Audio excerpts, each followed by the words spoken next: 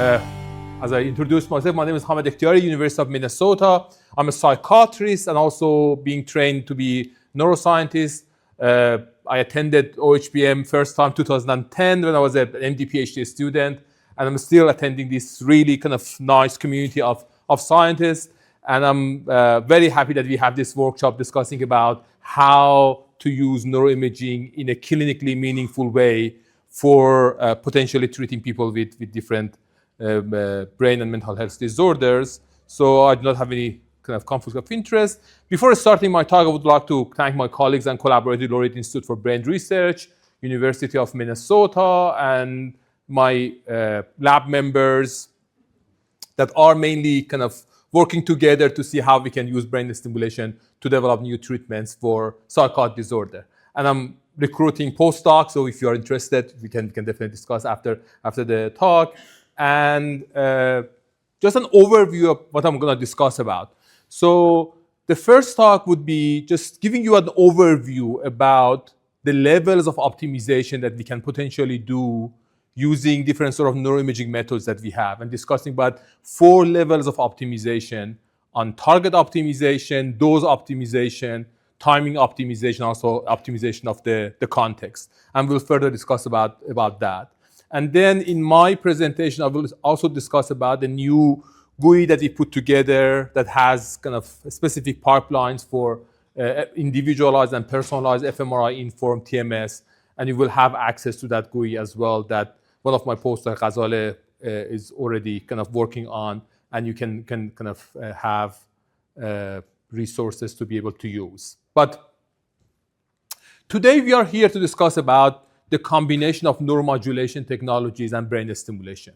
Those who are in the room, how many of you have touched any of these brain stimulation technologies yourself? Okay, almost everybody. Okay. How many of you are doing actual patient care with these technologies?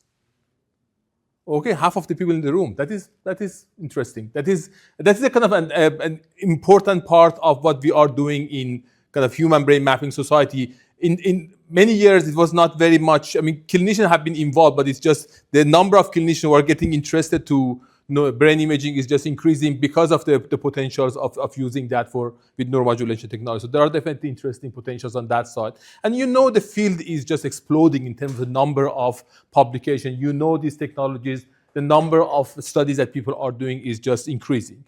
And when we discuss about the approvals that we have, the regulatory approvals that we have in the US for FDA, how many FDA-approved applications we have using TMS in the clinical practice? How many? 2? Okay. 1? 2? How many FDA approvals or clearances that we have for using TMS? For 3? Okay. So the first one, MDD, October 2008, and then OCD 2018, smoking cessation, August 2020, anxious depression 2021, the new accelerated protocol, we call it SAND protocol, that has individualized fMRI 2022. And Desmond is going to discuss about different things that he's doing, and Mario and others, and we'll discuss about also new interesting things that are happening in the field in terms of using individualized fMRI as a kind of part of the treatment protocols. And then that there is an age extension starting from age 15 to 86 right now that is being approved by FDA. So these are the approvals that we already have in the field. And potentially there are going to be new approvals that potentially are going to be about different substance use disorder, PTSD, bipolar disorder. There are other areas that people are hopeful to be able to get FDA approval in the future.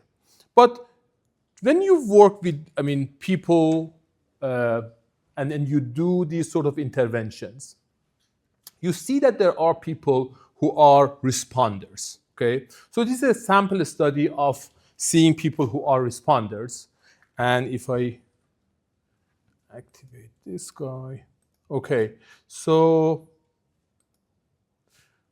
how many of the people in the room, they know what is iTBS 600?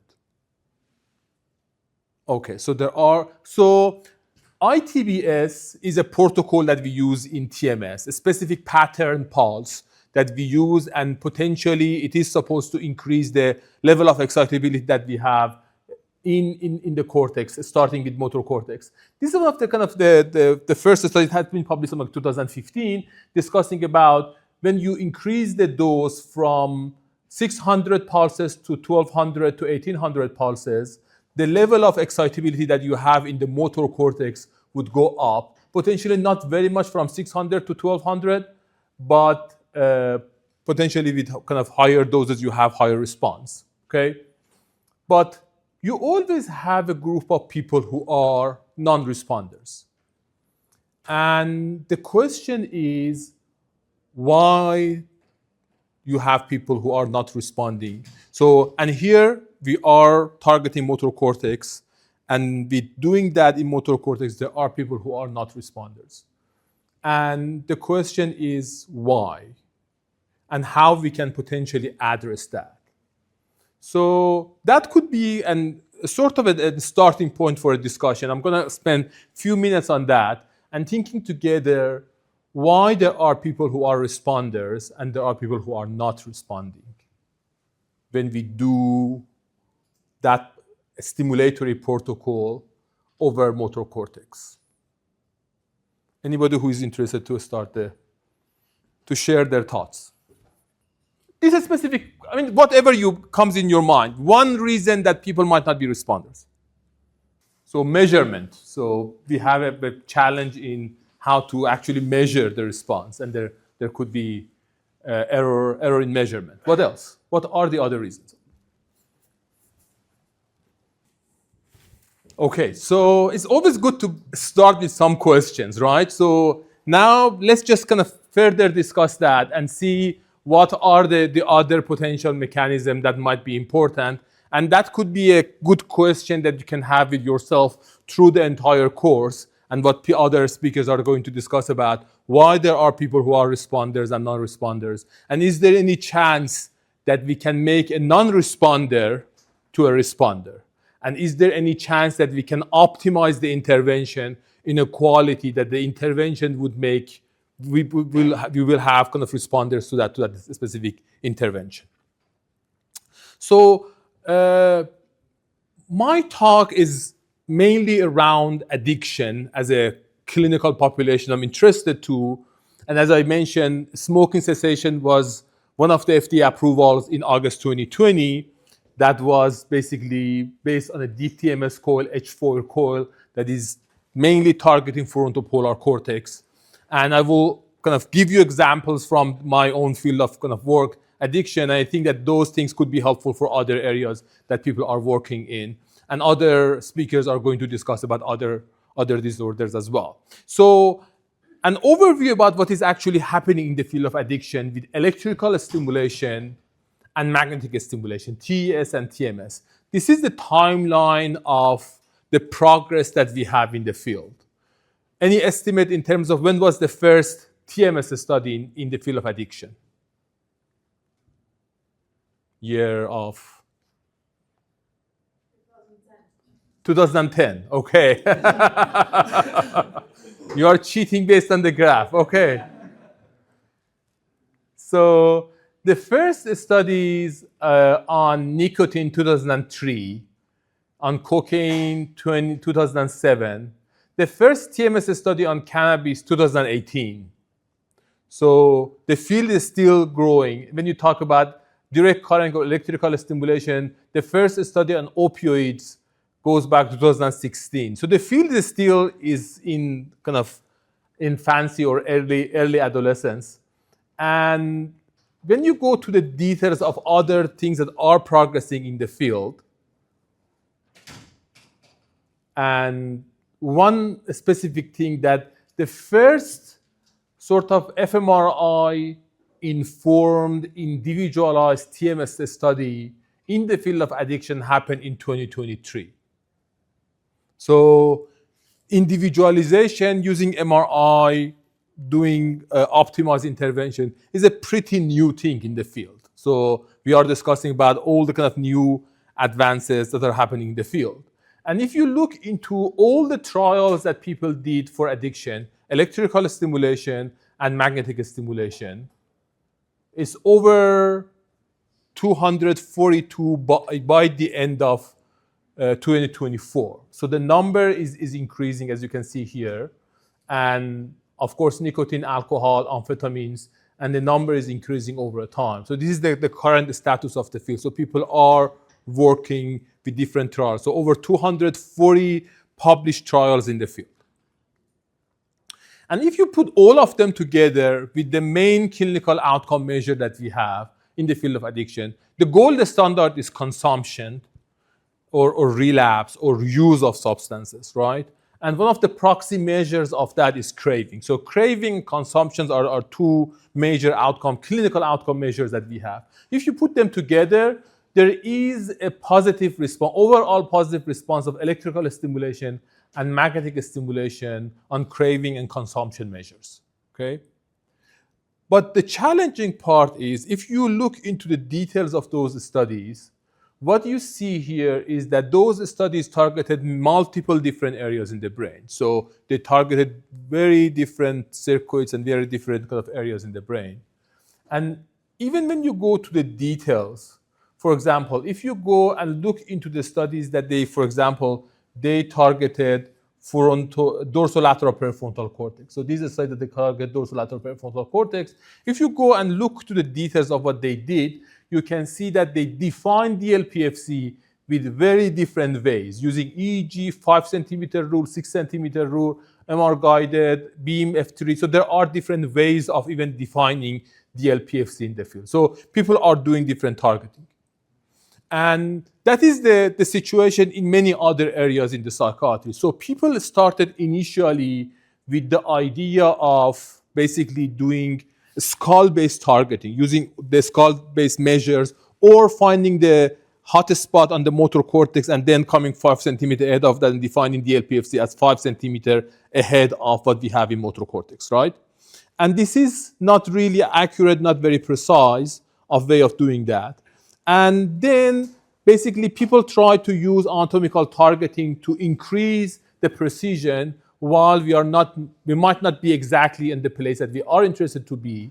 And then the idea of potentially using brain mapping, the tools that we have, using MRI, using the activity-based measures or connectivity measures as what we call kind of individualization or kind of optimizing that with higher accuracy and higher precision.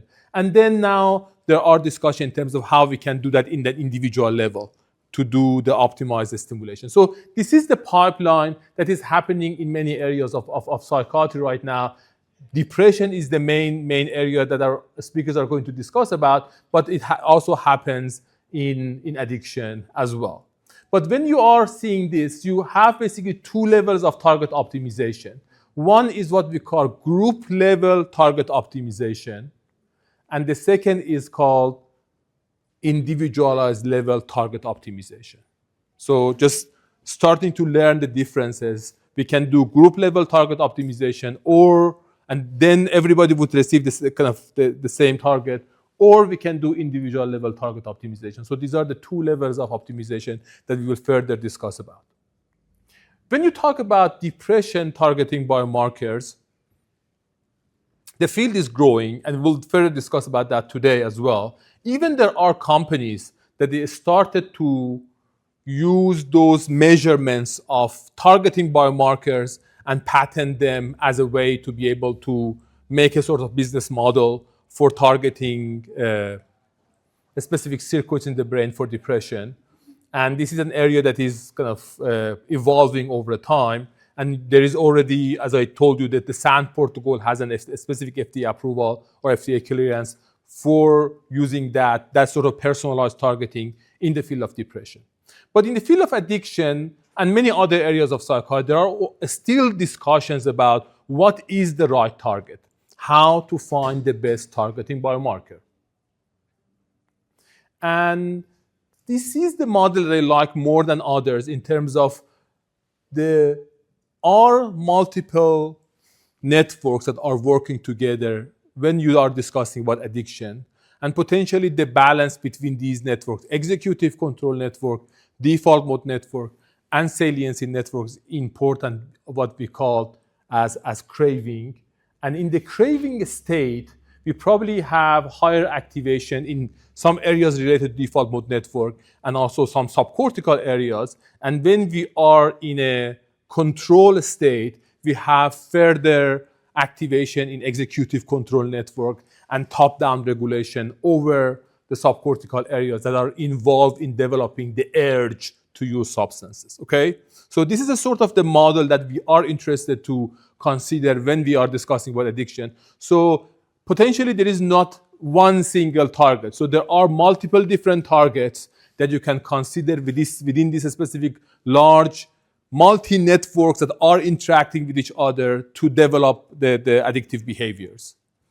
Even in the new systematic review and meta-analysis that we did, and we evaluated all the networks and all the protocols that people try to use in the field of addiction, there are 3 protocols that you can see them in the green lines, that they have the highest consistency in terms of the effect size and the significancy of the intervention.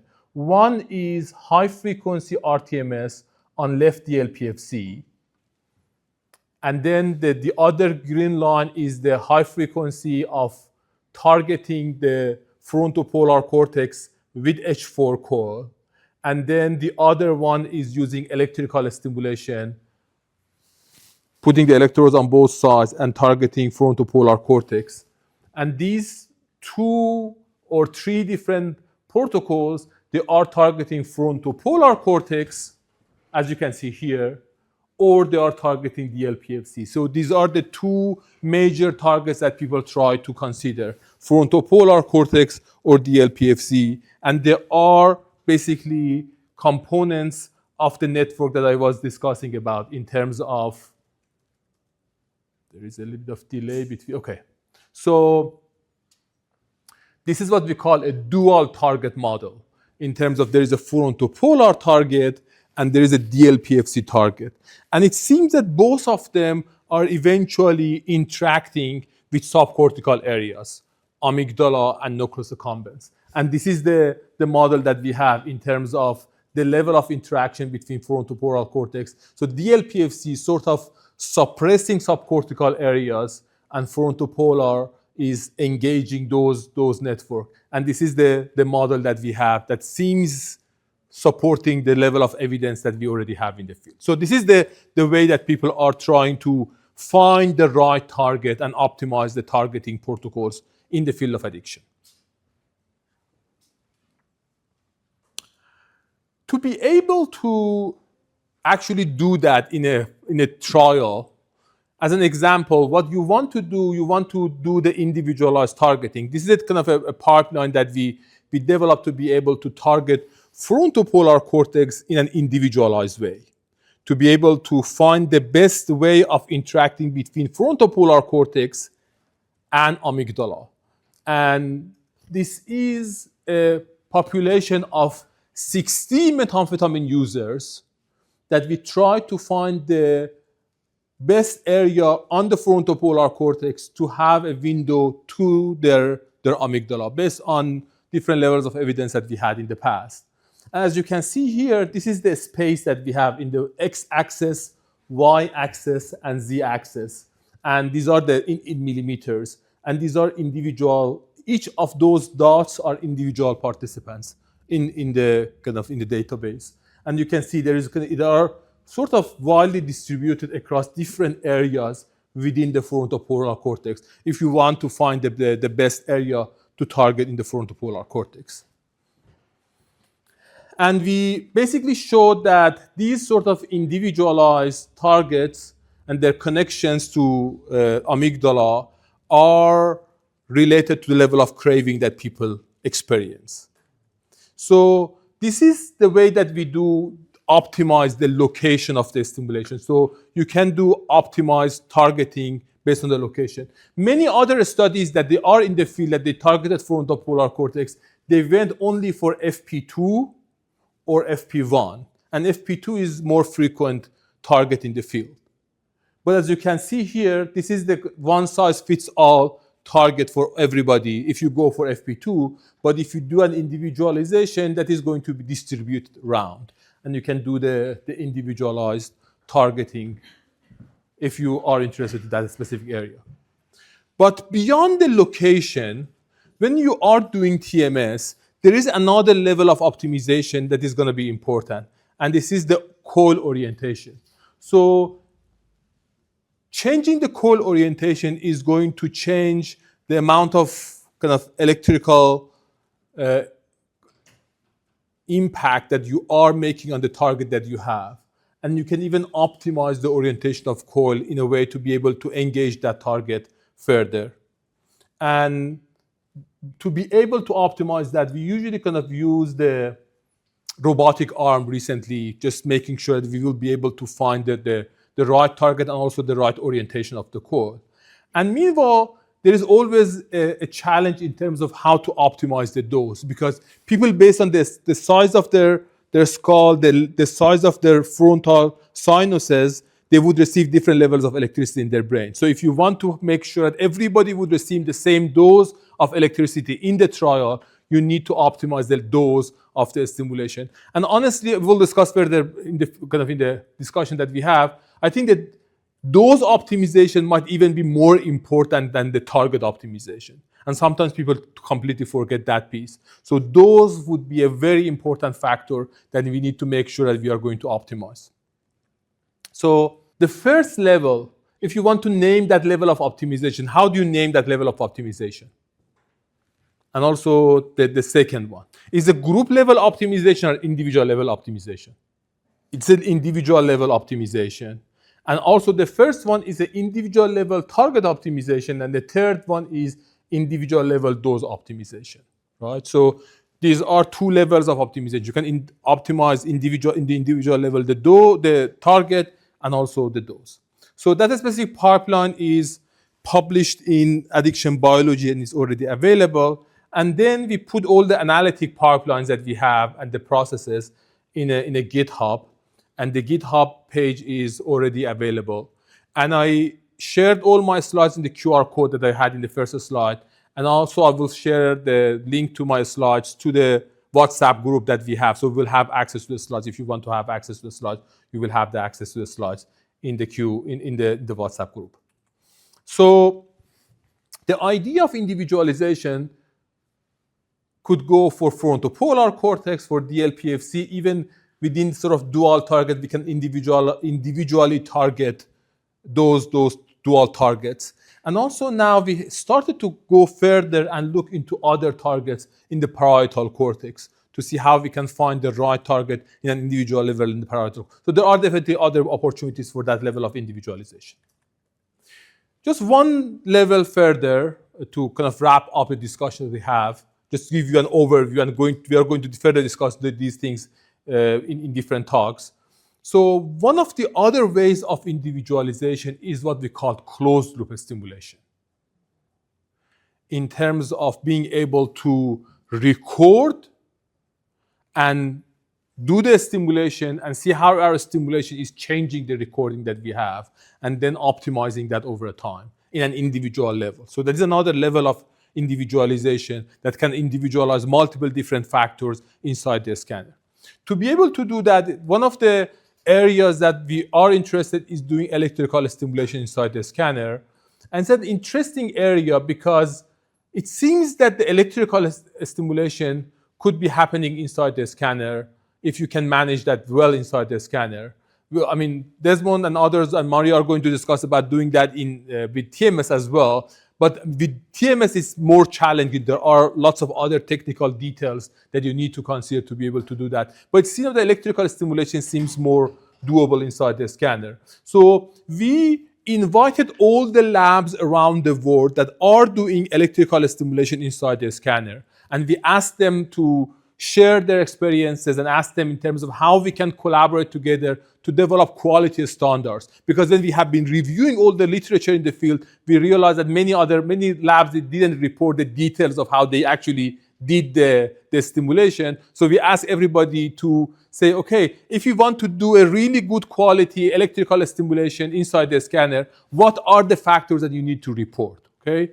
And we published a checklist in Nature Protocols about concurrent electrical stimulation fMRI, and we are asking everybody to follow that. If you are interested to do electrical stimulation inside the scanner, please kind of use that sort of checklist, making sure that you are considering those factors and also you are reporting those factors in your studies.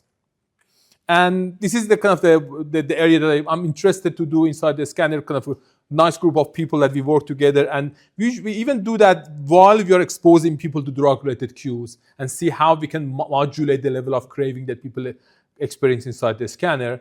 And the idea of how we can do the optimization with different levels of optimization. We can optimize the electrical stimulation, the frequency of stimulation, or optimizing the phase of the stimulation. So these are the factors that Ines is, I can imagine, will talk about many of those factors. And the idea of doing electrical stimulation inside the scanner while closing the loop in terms of defining a specific target. For example, we are interested to measure the level of connection between frontoparietal cortex and how the engagement of frontoparietal cortex can be modulated with electrical stimulation, different modulation in the electrical stimulation, and how the optimization could be happening. That is the way that we are interested to do. We have been able to make that happen at Lloyd Institute for Brain Research. There are some technical details in terms of how to actually do that inside the scanner, and we put all those details in a technical report. If you are interested, you can look into that technical report, and I'm definitely happy to help others that are interested to follow that. So just wrapping up the discussion and the topics that we have been discussing about today in my presentation, we discussed about different levels of optimization so far. We discussed about target optimization and how to optimize the target using fMRI, using structural-based, even imaging, lesion-based measures, all those measures that could be used for target optimization. And we discussed about dose optimization. And as I told you, dose is definitely very important. One of the kind of the papers that I really like that is published in the field of depression, and they explored a large database of over 7,000 patients with MDD, okay? And then they showed that there is a sort of rapid improvement in response to TMS for depression in the first 10 sessions. And then there is a sort of a steady growth in terms of the number of people who are responding, the level of response that they have. And they reported that less than 30 sessions of TMS, you will not get to an optimized level of response. So without doing TMS for 30 sessions, you will not get to a kind of optimal level of response. And that is an important issue in terms of sometimes even there are patients who are late bloomers and they do not respond in the first 20 sessions, and then you see that they start to respond in the next steps, which is quite an interesting pattern of response in terms of why there are people who do not have any response in the first 10, 20 sessions, and then they start to have the response. And there are interesting discussions about that in terms of how the dose is going to be important. And not only the dose, also the timing of the way that you are providing the dose. So the other area in optimization is what we call, is called the context. And as one of the participants mentioned that the context is always an important factor. And the reality is when we do the stimulation, depending on the connection of the node that we are targeting in a network level in the brain, the connection that the node has would define the level of response that you have or the type of response. So if you are in a state A and your node is connected to specific areas compared to a state B that your node is connected to other areas, your response would be different. So that is an important issue about the state. And even the FDA approvals that we have for addiction and also for OCD, they have a component other than TMS. Does anybody know what is that component? There's a specific behavioral component that the protocol is approved to do TMS with that behavioral component to be able to put people in a state to be more responsive to TMS. What is that? Basically, it's a Q exposure protocol. So for OCD, we expose people to things that would be related to their OCD behavior. And also for addiction, it's just Q exposure related to substances. So the provocation or the Q provocation is a part of the protocol that we have there that will put people in a state that they will be responsive. But when we talk about the context of the state even could be a chemical state. And you know, there are studies even they show that things like kind of NMDA kind of agonists, things like cycloserine, things like that, they could change the level of response that people have to brain stimulation. And then the last level, discussing about the timing of the stimulation and the factor of time and how to optimize the timing. And colleagues will discuss about that in terms of how to optimize the stimulation in a time domain. And the time domain could be in milliseconds or in weeks and years of the stimulation. One specific example, we are, as I mentioned to you, we are interested to frontopolar ventromedial prefrontal cortex, DLPFC, ventral striatum network. And we showed that kind of this specific network is changing during the time of your substance use.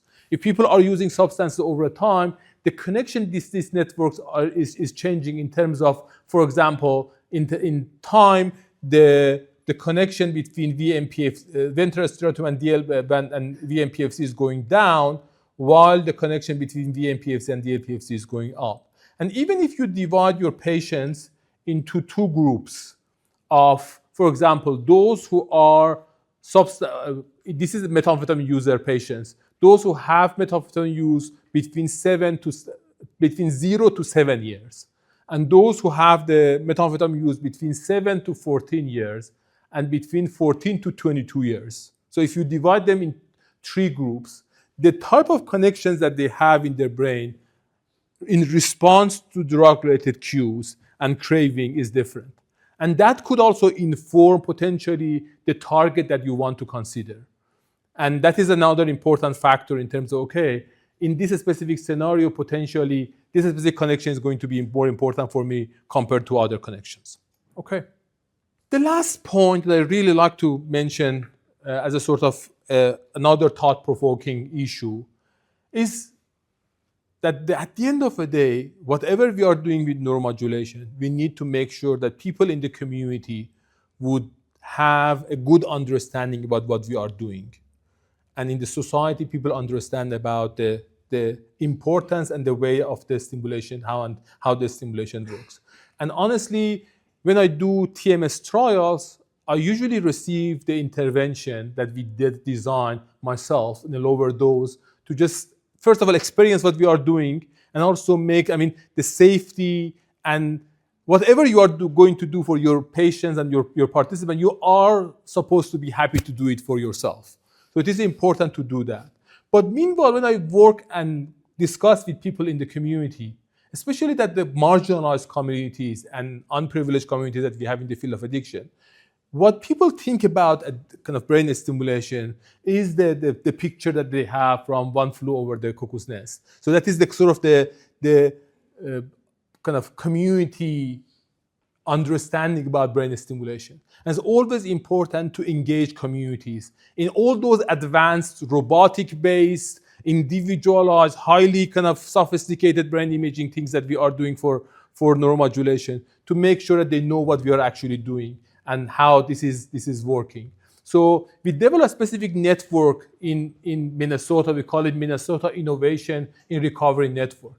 And whenever we design a new trial with advanced brain stimulation and advanced brain imaging technologies, we have people from the community as a part of the board involved in that process, showing what we are doing, even discussing about how we are optimizing those things and making sure that they have a say in that process, and also they share their ideas. And to be able to do that, we are also developing multiple sort of cartoon-based materials about brain and how brain stimulation is happening. So we are extending those materials for people in the community. And now the people start to translate them to different languages. We already have them in 22 different languages, some of the sort of neuroscience-informed educational materials. And now we are extending them to a specific different areas of brain stimulation, including TMS electrical stimulation, and we hope that they are going to be an important part of what we are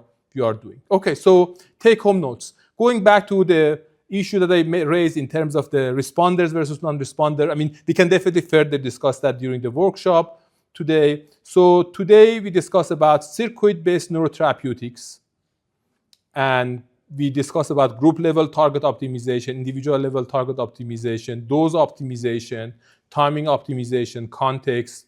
There are definitely interesting cross-species dialogue between kind of animal models and what we do in human models, neuroscience-informed psychoeducation, and also global collaboration. People in the room, you are from very different backgrounds. I mean, people, when they have been introducing themselves, I think we have people at least from 30 different countries in the room right now, which is fantastic to see.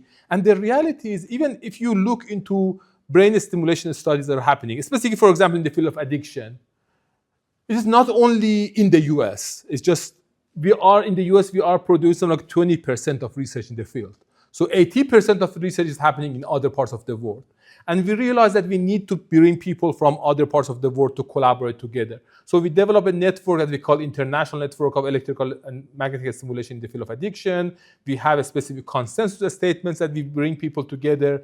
We already have 54 labs around the world that are a part of that network, and different sorts of other publications that we have. We have a YouTube channel that we post the videos and the kind of discussions that we have in that YouTube channel. They're already available. We have, every 2 years, we have a specific panel that we get together, discuss about the future of these sort of activities around the world, and the videos are available on YouTube channel. And there are some ongoing living systematic reviews of the field and other networks and our potentials for collaboration in the field. So this is what I really hope about what we are doing in OHBM, to bring people together and collaborate. And there are specific other international global things that we are doing in this field, and we are hopeful to be able to encourage you to join us in those activities. Thank you very much for your attention.